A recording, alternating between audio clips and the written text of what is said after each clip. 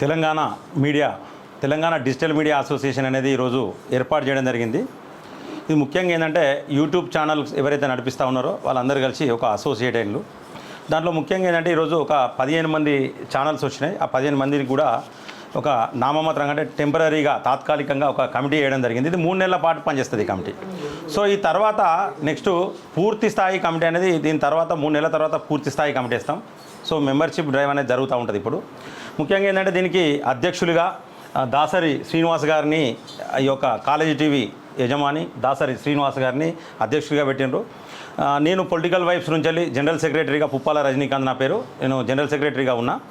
ముఖ్యంగా ఈరోజు ఎజెండా ఏం తీసుకున్నామంటే ఈ యొక్క దాడి జరిగిన ప్రదేశం అంటే మేము ఉన్నది ఇప్పుడు ఏంటంటే ఏదైతే గిరీష్ చిత్రగుప్త ఛానల్ యజమాని ఎవరైతే గిరీష్ దారం ఉన్నారో ఆ దాడి జరిగిన ఈ యొక్క నేల మీద ఈ యొక్క ఫ్లాట్లనే అసోసియేషన్ ఏర్పాటు చేసినాం. అంటే దీన్ని బట్టి మీరు అర్థం చేసుకోవాలి రేపు పొద్దున మా కార్యాచరణ ఎట్లుంటుంది అనేది. ఇవన్నీ ఛానల్స్ అన్నీ కూడా అంటే క్లియర్గా మేము ఏం చెప్తున్నామంటే ఇక్కడ ఆరోపణలు కాదు, ఖచ్చితంగా కేంద్ర సహాయ మంత్రి ఎవరైతే ఉన్నారో బండి సంజయ్ ఖచ్చితంగా స్పందించాలి. మరి ఆయన అనుచరులు అంటారు, వాళ్ళు నిజంగా అనుచరులు మేము కూడా మేము చూసినాం. బండి సంజయ్ గారు అనుచరులు అందులో మాకు చాలామంది కనిపించారు వీడియోలో. 5 మాత్రమే అరెస్ట్ అయ్యారు, కేసులు మాత్రం నామమాత్రంగా జరుగుతూ ఉన్నాయి. ఫోన్ చేసిన గంట తర్వాత పోలీసు వాళ్ళు వచ్చారంటే పరిస్థితి మరి ఈ ప్రభుత్వం ఏమైనా సహాయం చేసిందా అనే డౌట్ కూడా మాకున్నది.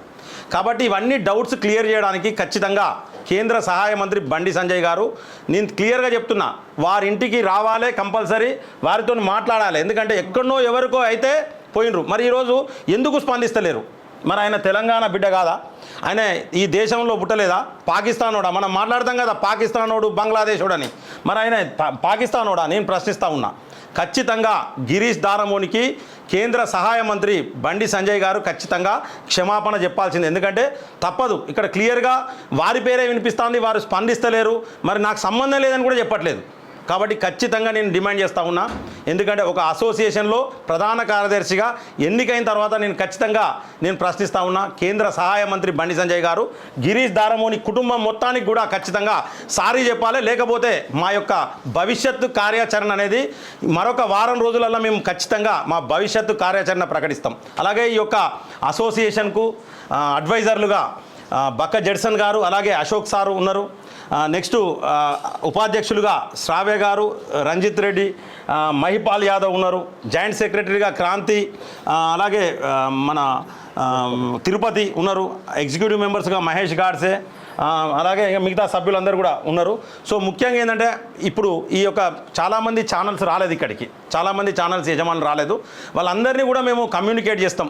ఈ వారం రోజులలో అందరినీ కమ్యూనికేట్ చేస్తాం, అందరినీ కూడా ఈ యొక్క కమిటీలోకి తీసుకుంటాం మంచిగా పనిచేసే వాళ్ళని. ఎందుకంటే ముందు అడుగైతే ఇక్కడ నుండే చేసినాం. ఎక్కడైతే దాడి జరిగిందో ఒక యూట్యూబ్ ఛానల్ యజమాని మీద ఎక్కడైతే దాడి జరిగిందో అక్కడి నుండే చేసినాం. దయచేసి ప్రతి ఒక్కరు ప్రజలు కూడా మాకు మీ సంపూర్ణ మద్దతు తెలపాలి. ఏ శాటిలైట్ల ఛానళ్ళలో రాని వార్తలు కూడా ఇక్కడున్న యూట్యూబ్ ఛానల్ యజమానులు అందరూ కూడా ధైర్యంగా ఆ ఛానల్ ద్వారా ప్రజలకు అందిస్తూ ఉన్నారు. చాలా వార్తలు కూడా ఈ యొక్క శాటిలైట్ ఛానల్స్ కొన్ని ఉన్నాయి, మొన్న మాట్లాడిండు. దీని మీద కూడా ఖచ్చితంగా మేము ప్రత్యేక కార్యాచరణ రూపొందిస్తాం. యూట్యూబ్ ఛానళ్ళు బ్లాక్మెయిల్ చేస్తాయి, బెదిరిస్తాయి. సో బెదిరించి డబ్బులు వసూలు చేస్తాయి. ఇట్లా దెబ్బలు పడతాయని ఒక ఛానల్ వేసిండు TV9 ఒకడు.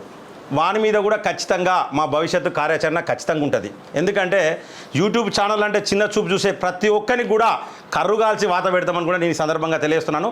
నన్ను ప్రధాన కార్యదర్శిగా ఎన్నుకున్న ఈ యొక్క అసోసియేషన్ సభ్యులందరికీ కూడా పేరున శిరస్సు వంచి పాదాభివందనం చేస్తున్నా. Thank you so much.